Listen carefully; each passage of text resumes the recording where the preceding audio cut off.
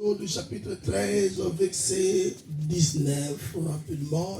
Exode chapitre 13, verset 19. Exode chapitre 13, verset 19.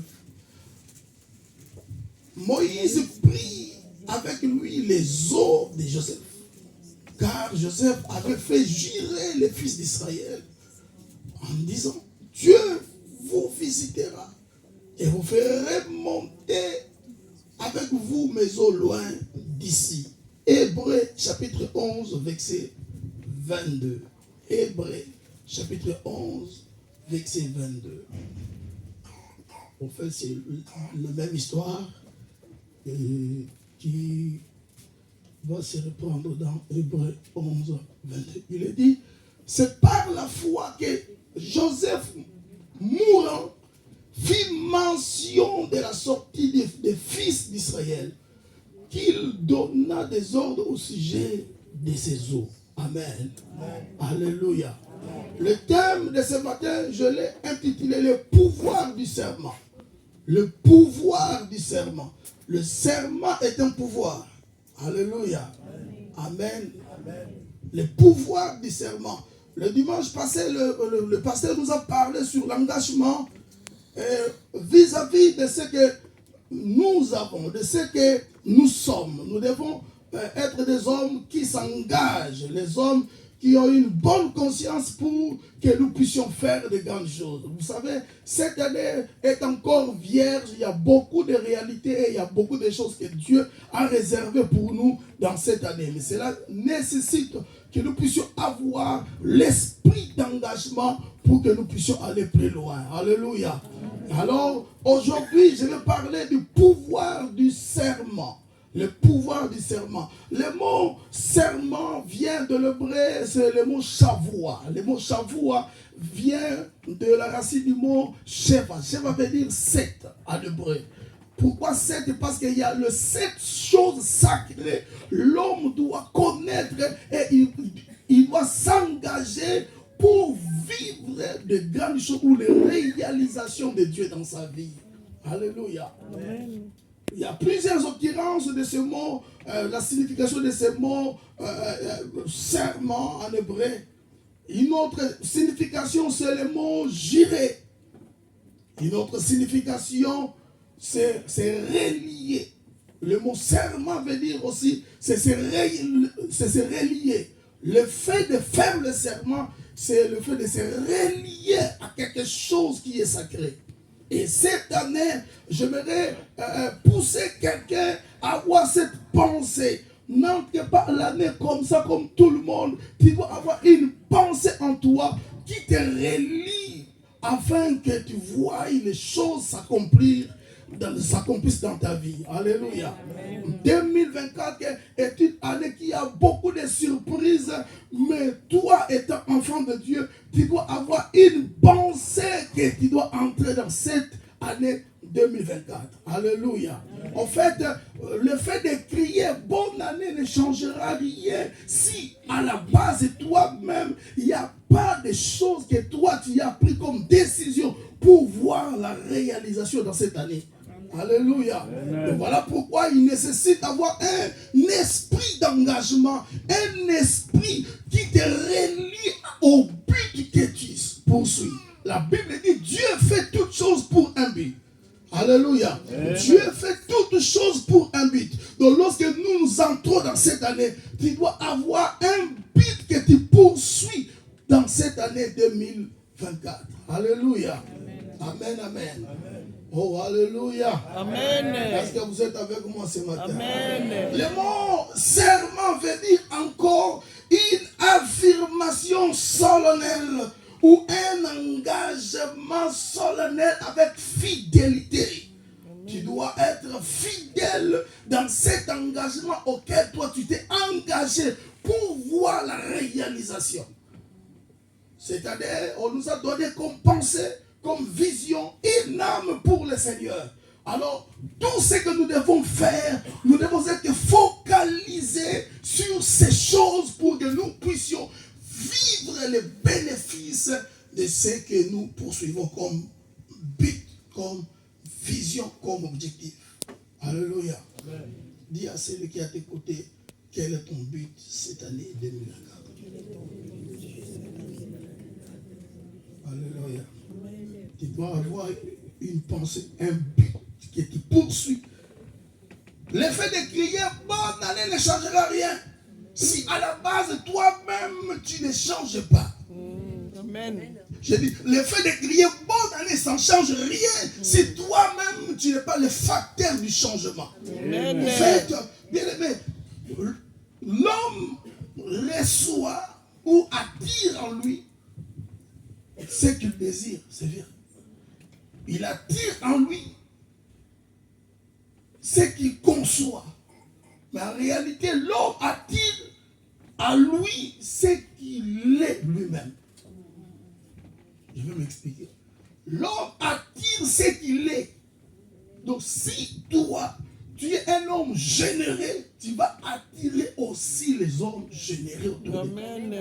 Alléluia. Amen. Donc, dans cette année 2024, il faut que nous puissions travailler notre intérieur pour être, afin d'attirer. Alléluia. Ce n'est plus le temps de faire les apparences, mais c'est le temps d'être vrai. Alléluia. Amen. Sois Amen. vrai. Dis à celui qui a t'écouté, sois vrai. Sois vrai. Alléluia. Inutile de prouver les gens. Non, sois seulement toi. Alléluia. Sois vrai. Amen. Que Dieu nous aide. Alléluia. Amen. Est-ce que quelqu'un est avec moi? Amen. Cette histoire que nous venons de lire, c'est l'histoire d'un homme qu'on appelle Joseph. Joseph est le fils de Jacob qui avait fait avec Rachel. Rachel qui était la femme aimée de Joseph. Et enfin de Jacob plutôt. Et la Bible dit que Jacob aimait cet enfant plus que tous les autres. Parce que dans Joseph, il avait vu que dans cet enfant, il y avait des facultés dans cet enfant. Cet enfant avait un esprit ouvert aux choses spirituelles. Donc, dans la vie de Joseph, il y avait quelque chose. Jacob étudiait tous ses enfants. Il avait vu que dans cet enfant ici, c'est lui qui sera le berger de ma famille. Alors Jacob va faire une tunique de plusieurs couleurs et il va donner à cet enfant pour signifier son affection envers cet enfant. La Bible dit, ses frères l'haïrent davantage à cause de l'affection que son père avait envers lui. Deuxième des choses, cet enfant, comme il était ouvert aux choses spirituelles, il voyait tellement de songes. Il était un faiseur de songes. Dans la vie, si tu veux détruire ta vie, il ne faut plus rêver. Je dis, si tu veux détruire ta vie, il ne faut plus rêver. Il faut avoir des rêves. Je dis à quelqu'un, il faut avoir un rêve. Cet enfant était ouvert aux choses spirituelles. Il voyait tellement beaucoup de choses. Alors Jacob va comprendre que c'est cet enfant qui sera le berger de ma famille. Il va s'investir dans cet enfant. Joseph. Alors cela va susciter la haine et la jalousie de ses frères. La Bible dit on l'haït davantage à cause de ses songes et à cause de ses paroles. Quel est le songe de ta vie? Bien-aimé, tu peux t'avoir tout perdu, mais si tu restes encore un songe, alors tu n'as rien perdu. Je dis à quelqu'un, tu peux perdre le mariage, mais si tu as toujours un rêve, tu n'as rien perdu. Amen. Je ne parle pas de l'argent, mais je parle des rêves, des destinées. Tu peux avoir rien dans la poche, mais si tu as un rêve, un jour, tu deviendras ce que toi tu vois. S'il faut détruire ta vie, alors ne vois plus. Alléluia. Il faut faire attention à ceux-là qui voient. Même s'ils n'ont rien, mais quand ils voient, bien aimé, c'est quelqu'un qui est plus dangereux.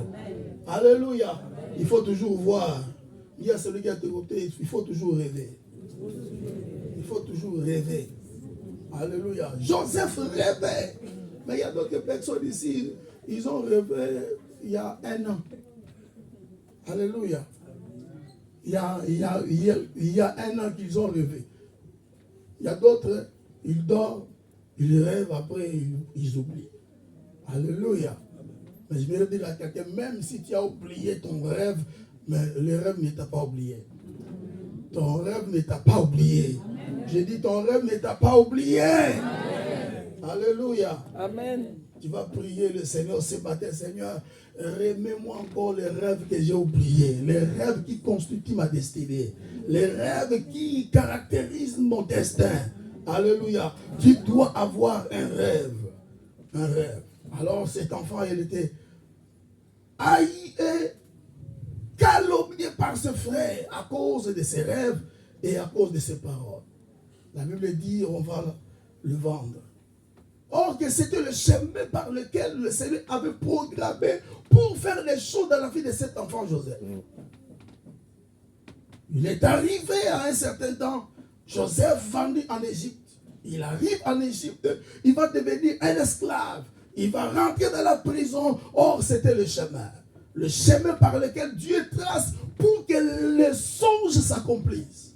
Bien aimé, des fois, dans la vie, nous nous plairons tellement à cause de ce que nous ne comprenons pas. Bien aimé, Dieu lui-même connaît la manière dont les songes vont s'accomplir.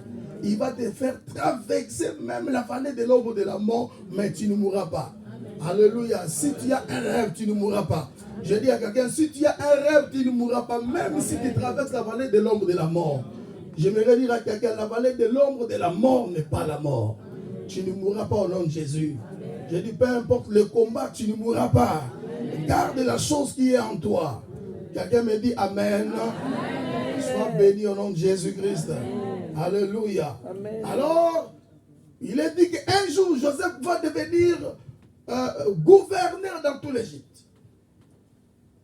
Ses frères vont venir chercher la nourriture en Égypte.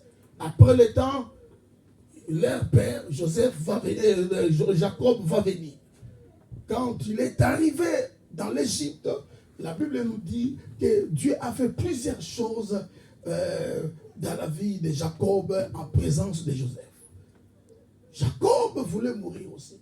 Dans Genèse chapitre 40, 49, Jacob va rassembler tous ses fils. Il va dire à ses fils les paroles concernant leur destinée.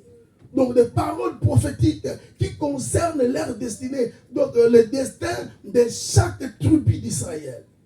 Alors à la fin, dans Genèse chapitre 50, le verset 5, Jacob va appeler son fils Joseph pour lui dire, je vais mourir. Mais il y a une chose que tu dois être certain. Il y a une parole que mes pères m'ont donnée.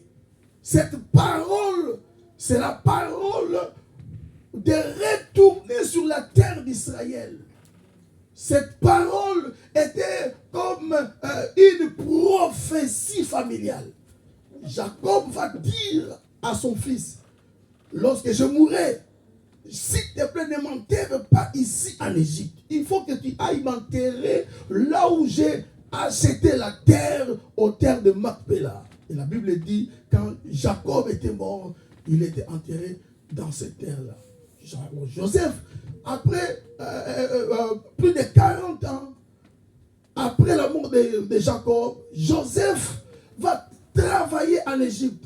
80 ans dans le service de l'Égypte. Après, Joseph était auprès de la mort. Il est dit que Joseph va rassembler encore ses frères pour leur rappeler la prophétie familiale.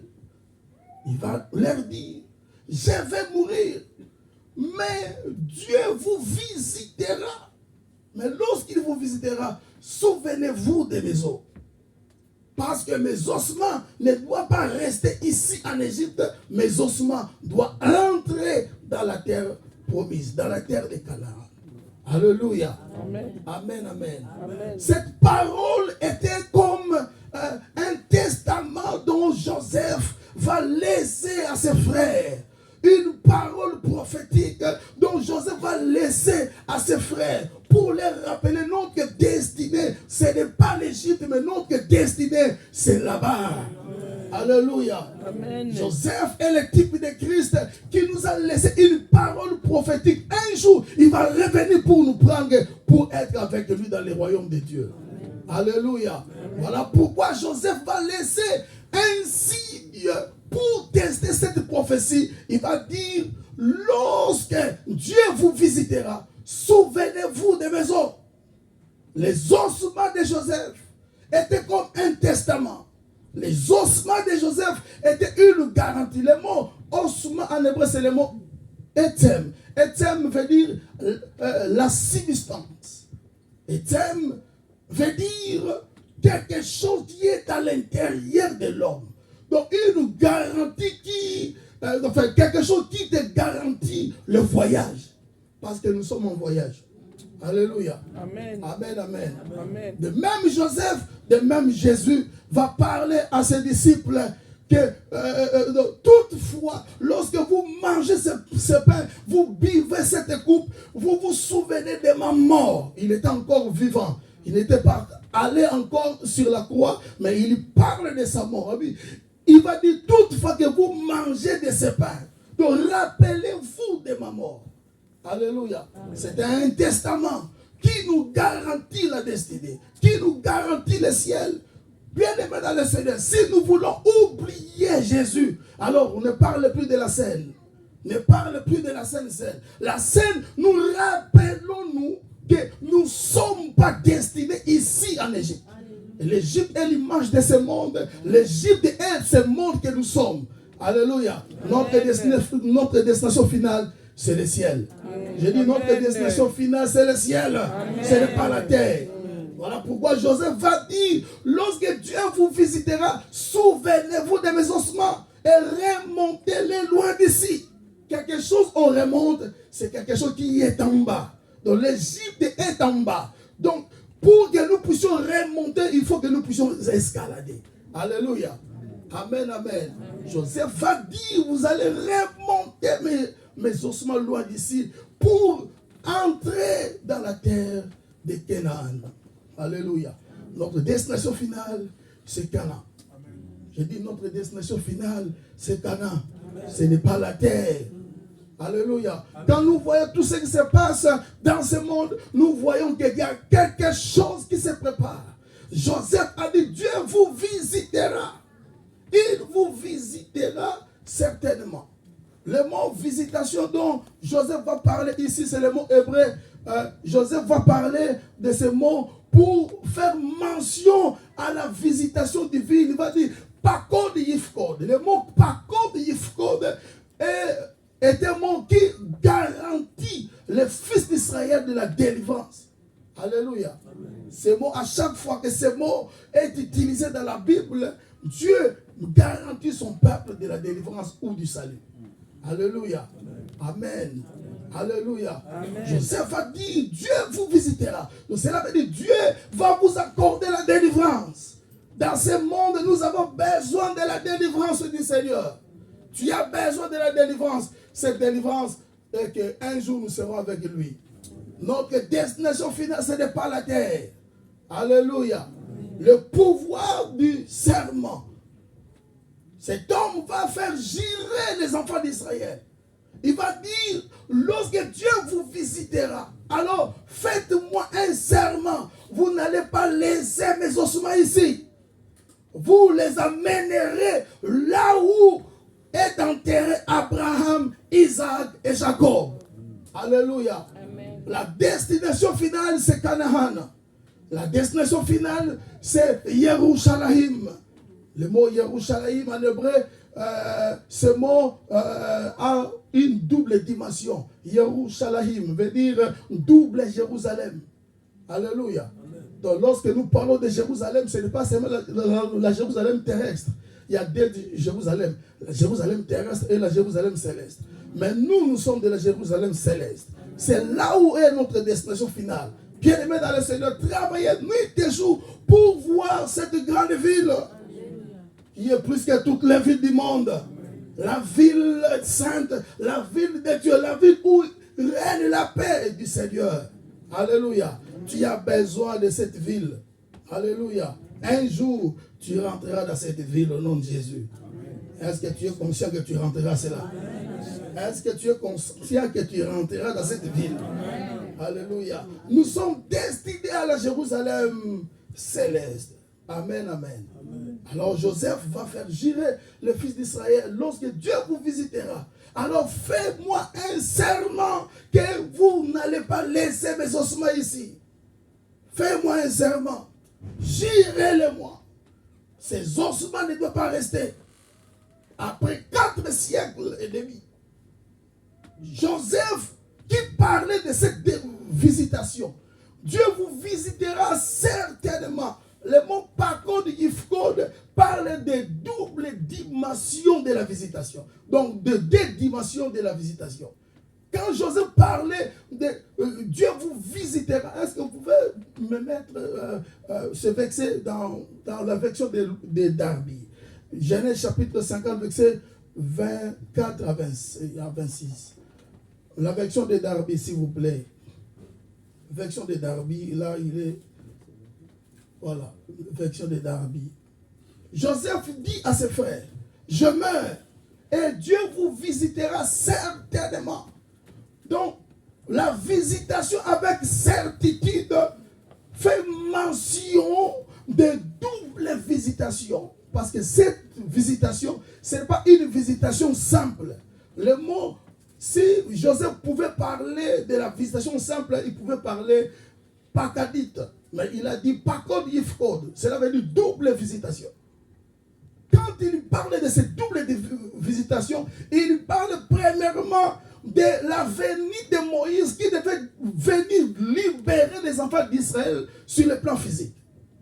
Et la deuxième visitation que Joseph va faire mention ici, c'est la venue du Messie, la venue de Jésus, qui devait venir nous délivrer de ce monde, nous délivrer de ce système impie que le monde a renfermé, que le diable a renfermé le monde dans ce système du péché. Nous voyons ce qui se passe.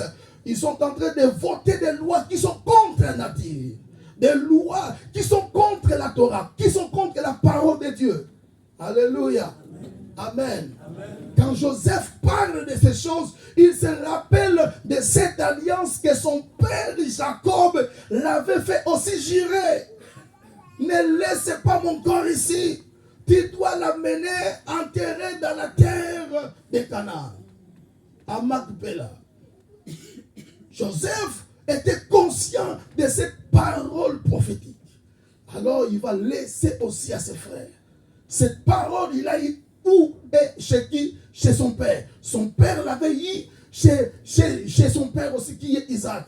Isaac l'avait reçu chez son père qui est Abraham. Abraham dans Genèse chapitre 15, à partir de verset 13, Dieu va dire à Abraham, tes descendants iront, ils seraient captifs, ils seraient esclaves dans une terre qui ne sera pas les leurs. Mais après 4 siècles et demi, je les ferai sortir de ce pays pour les ramener ici dans ce pays d'Israël, dans ce pays de Canaan. Donc cette parole était devenue un testament pour eux.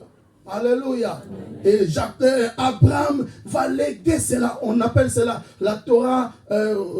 Torah P-Halpé veut dire parole bouche en bouche. Alléluia. Donc la Torah orale. Donc cela était resté dans leur esprit. Alléluia. La Torah orale est une Torah qui part de père au fils, de fils au petit-fils. Donc un héritage spirituel. Vous savez, il y a des familles qui ont des paroles prophétiques. Il y a des familles qui ont un héritage spirituel que les pères ont légué à leurs enfants. Voilà pourquoi, bien il y a d'autres enfants aujourd'hui, ils sont en train seulement de récolter des choses que leur père avait aimées. Alléluia. Voilà pourquoi ne fais pas la course avec d'autres personnes. Parce que eux, ils sont en train de récolter seulement. Mais toi, tu as commencé à s'aimer. Ceux qui s'aiment, ils s'aiment toujours dans la souffrance. Mais ce sont ceux qui récoltent dans la joie. Et je te dis que ce que tu es en train de faire aujourd'hui garantit la destinée de plusieurs personnes qui viendraient après. Alléluia. Amen, amen. Amen. Oh, alléluia. Amen. Alors Jacob avait reçu cette parole prophétique qui était comme un testament en lui. son père Jacob, non, Joseph plutôt, son père Jacob l'avait donné comme une prophétie, comme un testament. N'oublie pas que notre destinée, ce n'est pas ici, c'est là-bas. Notre destinée, ce n'est pas la terre. Bien-aimés, faisons tous pour faire tout. Faisons tout pour que nous ne puissions pas rater ces jours-là. Alléluia. Oh, alléluia. Je dis alléluia. Que Dieu nous aide. Bien-aimés, soyons des hommes qui ont la conscience de destinée. Nous sommes destinés à la délivrance, au salut et non au jugement. Parce que le jugement arrivera. Mais nous ne serons pas jugés. Parce que Jésus a déjà pris notre place de jugement. Alléluia. Nous ne serons pas jugés ces jours-là parce que Jésus avait justifié. Alléluia. Nous sommes justifiés par Christ. Dites Amen. Amen. Alléluia. Amen. Oh, bien-aimé dans le Seigneur, le pouvoir du serment. Abraham a légué cela à ses enfants, à Isaac. Isaac va léguer à Jacob. Cela était resté dans la mémoire de tout Israélite. Alors, la prophétie devait s'accomplir lorsque Moïse est venu. Il va ramener le peuple d'Israël. Il va se souvenir que Joseph avait laissé une parole. Cette parole, c'est la délivrance. Cette parole, c'est de prendre les ossements. Aussi longtemps, ils voyaient les ossements de Joseph là. Ils avaient l'espérance encore. Alléluia. Parce qu'il y a encore les ossements de Joseph. Même si le temps durait, même si le temps passait en Égypte, mais ils avaient toujours l'espérance que les os est là. Les os sont toujours là, alors la délivrance arrivera toujours. Peu importe le combat, peu importe le problème, la délivrance arrivera. Je dis à quelqu'un, la délivrance arrivera. Amen. Nous avons cru à quelqu'un pour le salut, pour la vie éternelle. C'est Jésus-Christ. Alléluia. Faisons tout pour que nous puissions garder cette parole. Le Seigneur a dit, toutefois que vous mangez ce pain et vous buvez cette coupe, vous vous souvenez de ma mort. Alléluia. Il va dire encore, je ne boirai plus désormais le fruit de la vigne, jusqu'à ce que je boirai de nouveau avec vous dans le royaume de mon Père. Donc cette parole était restée. Vous savez, l'église primitive, ce qui faisait la force de l'église primitive, c'était cette parole. À chaque réunion, ils célébraient la mort du Seigneur par le pain et le vin. Alléluia. Par le pain et le vin. Ils célébraient la mort du Seigneur. À chaque réunion, c'est ce qui faisait la force de l'église primitive. La sorcellerie ne pouvait rien contre eux parce qu'ils célébraient la mort du Seigneur. Même dans leur maison, ils célébraient la mort du Seigneur. Alléluia. Amen. Il y a d'autres personnes, ils attendent seulement pour manger le corps et boire le sang de Jésus, seulement à l'église. Même dans vos familles, tu manges dans ta famille avec tes enfants. Dis, ça c'est le pain, ça c'est le corps, et le sang que nous sommes en train de boire ici. Alléluia. Vous faites dans la maison. Alléluia. Tu peux le faire dans ta maison avec les enfants. La nourriture, ce moule-là, et je ne sais pas quoi. Tu déclares cela. Tu célèbres la mort du Seigneur. La sorcellerie n'aura pas de place. Je dis la sorcellerie n'aura pas de place. Si nous dans ce monde-là, dans ce pays où il y a tellement tant de choses dans les écoles des enfants, quand tu pries, quand tu manges avec les enfants, déclare ces choses. Alléluia. Bien-aimés dans le Seigneur, nous sommes un royaume de sacrificateurs. Tu es sacrificateur pour ta maison, pour ta famille. Alléluia. Un sacrificateur est quelqu'un qui donne le sacrifice. Tu dois faire le sacrifice pour tes enfants. Oh, alléluia. Quelqu'un n'a pas compris. J'ai dit, tu dois faire le sacrifice pour tes enfants. Amen. Fais le sacrifice pour ta vie. Alléluia. Bien-aimé dans le Seigneur, le sang et le corps de Jésus est la substance pour nous. Tout au long de la marche chrétienne, nous nous procurons du sang et du corps de Jésus pour aller plus loin. C'est ce qui donne la force à la chrétienté. Alléluia. La chrétienté se base sur ces choses. S'il n'y a pas la mort et le sang de Jésus n'avait pas été coulé à la croix, alors nous serons nuls. Alléluia. Heureusement, Jésus avait pris notre place. Je dis, heureusement, Jésus avait pris notre place. Amen. Alléluia.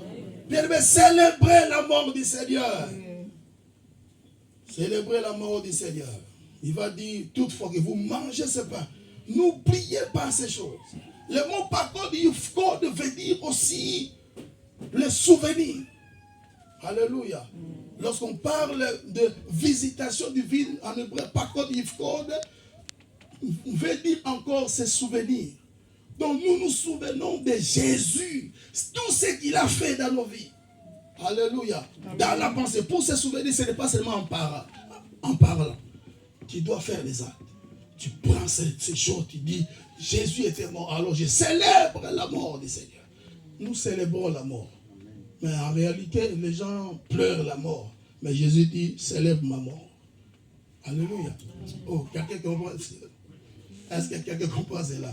Jésus a dit, célèbre ma mort, mais ne pleure pas ma mort. Alléluia. Il dit, pleurez pour vous et pour vos enfants. Mais moi, célébrez ma mort. Alléluia. Lorsque nous sommes à l'église, nous célébrons la mort. Si Jésus n'était pas mort, on n'allait être rien. Si Jésus n'était pas mort, des gens comme nous, on allait être dans la galère. Parce que Jésus était mort à la croix. Notre vie a reçu un sens sur la terre. Alléluia. Nous ne dépendons que de lui. Dépend que de Jésus. Si tu veux vivre de grandes choses, dépend que de Jésus. Alléluia. Amen. Le mot pakodifro, c'est souvenir. Il faut te souvenir de ces choses. Jacob a laissé à Joseph. Joseph va rappeler à ses frères la prophétie familiale qui va rester comme un testament. N'oubliez pas mes ossements en Égypte. N'oubliez pas cela. Vous devez les ramener. Amen. Alléluia. Le mot ossement, j'avais dit le mot etem qui veut dire substance. Et ce mot a pour valeur numérique 70. Et ce mot 70 et le mot secret, code secret, en hébreu sod, c'est la même valeur. Alléluia. Donc c'était un code secret pour les Juifs, pour les Israélites en Égypte. Ils avaient un secret. Cette année 2024, tu dois avoir un secret. J'ai dit, tu dois avoir un secret. Amen. Un secret. Ce secret-là, c'est ton code. C'est quelque chose que tu tiens dans ton cœur. Peu importe les problèmes, moi, je m'appuie à ce que Dieu a dit. Tu dois rentrer dans l'année nouvelle avec un ainsi dit l'Éternel pour toi-même. Qu'est-ce que Dieu t'a dit en particulier? Qu'est-ce que ton Joseph t'a parlé en particulier pour cette année nouvelle? Alléluia. Ça doit être un code pour toi. Dieu m'a dit ceci. Alors je les garde soigneusement parce que cela est la force de ma vie. Alléluia. Quelqu'un qui n'a pas de secret, c'est quelqu'un qui est déjà mort. Alléluia. Un homme normal doit toujours avoir un secret.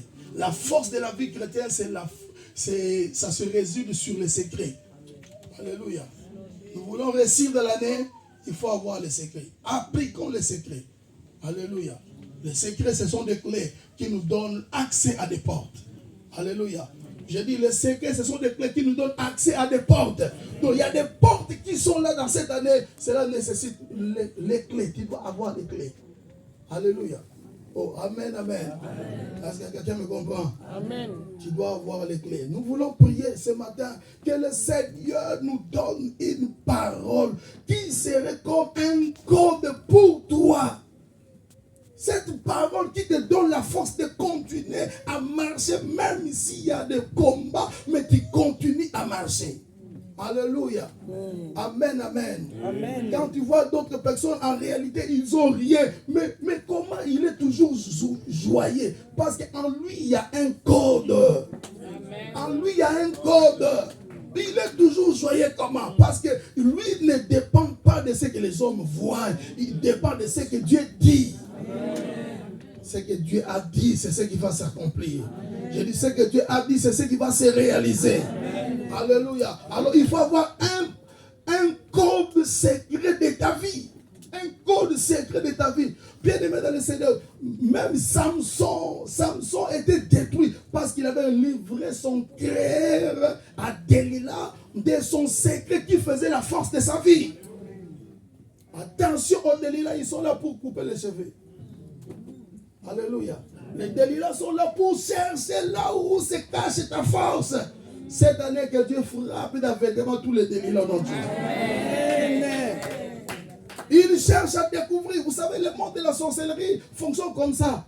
Il cherche tout pour savoir pendant les jours pour mieux combattre que pendant la nuit. Alléluia. Mais cette année, qu'ils soient frappés d'aveuglement au nom de Jésus. Ils ne te verront pas au nom de Jésus. Tu dois avoir un secret, un code prophétique qui est comme un testament de Dieu dans ta vie. N'entre pas l'année comme ça, comme tout le monde. Tu dois avoir une parole. Qu'est-ce que ton Joseph t'a parlé de cette année? Il a fait jurer les enfants d'Israël. Aussi longtemps vous verrez mes ossements. Souvenez-vous, un jour Dieu vous visitera. La visitation divine est pour ceux-là qui gardent l'alliance de Dieu.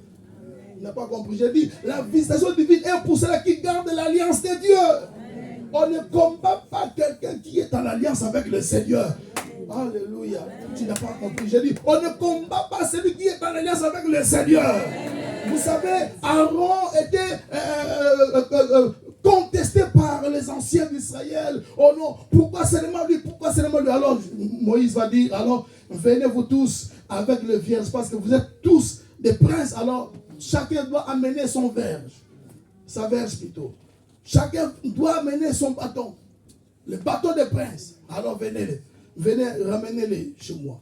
La Bible dit, ils ont pris le bâton, ils vont placer dans la tente d'assignation. La Bible dit pendant la nuit. Donc la conséquence de la nuit. Alléluia. Dis avec moi la conséquence de la nuit. Voilà, la conséquence de la nuit, c'est ce qui détermine. La Bible dit, la verge de celui qui va flétrir, c'est celui-là qui est programmé, destiné, choisi par Dieu. Toutes les verges étaient là. Seule la verge d'Aaron a fleuri. La verge d'Aaron a fleuri sans racines, sans terre, parce qu'il était reconnecté au ciel. L'alliance fera ta force, même s'il y a les contestations, l'alliance fera ta force. Je vais le dire à quelqu'un, l'alliance fera ta force. C'est là où se trouve ta puissance, le code secret de ta vie. Alléluia. Je déclare à quelqu'un ce matin, tu produiras sans racines. Je dis, tu produiras sans racines. Tu produiras sans racines. Comment la verge a produit sans racines, sans terre? Alléluia.